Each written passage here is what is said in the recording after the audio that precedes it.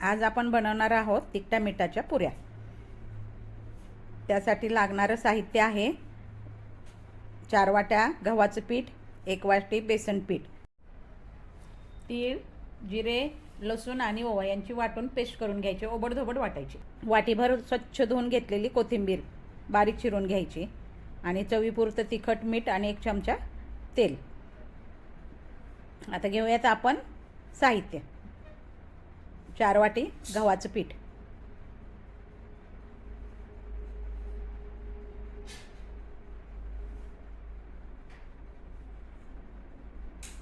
1 वाटी बेसन पीठ, चवीनुसार मीठ आणि तिखट, लसूण, जिरे, ओवा आणि तीळ यांचं वाटून घेतलेलं असं मिश्रण,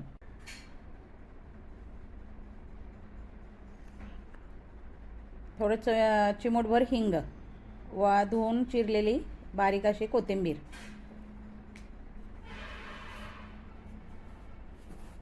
आणि 1 चमचा तेल। त्याच्यामुळे कसे होते, पुऱ्या खुसखुशीत होतात। आता यांना चांगलं आपण मळून घेऊया। त्यासाठी पाणी थंडच घ्यावं।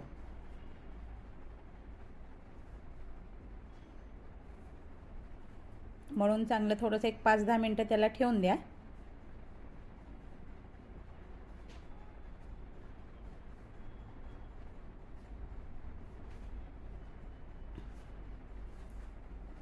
आता त्यानंतर आपण ना त्याचे छोटे छोटे गोळे करून घेऊयात।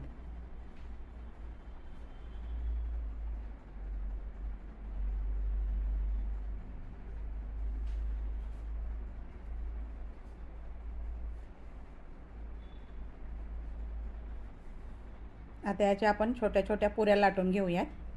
तोपर्यंत कढईमध्ये तेल गरम करायला ठेवायचं। तेल चांगलं कडक झालं की मग थोडंसं मंद गॅस करायचा आणि त्यामध्ये त्या पुऱ्या तळून घ्यायच्या।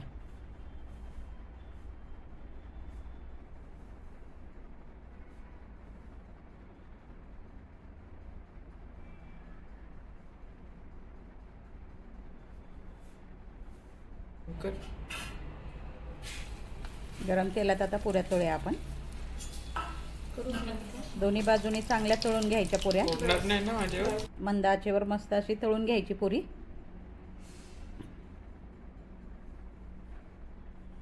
अशा रीतीने आपल्या सर्व पुऱ्या आपण तळून घ्यायच्या।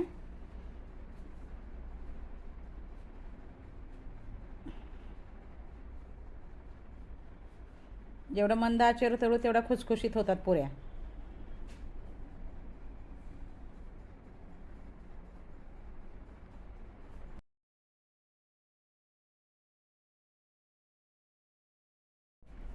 आता आपल्या सगळ्या पुऱ्या तळून झालेल्या आहेत।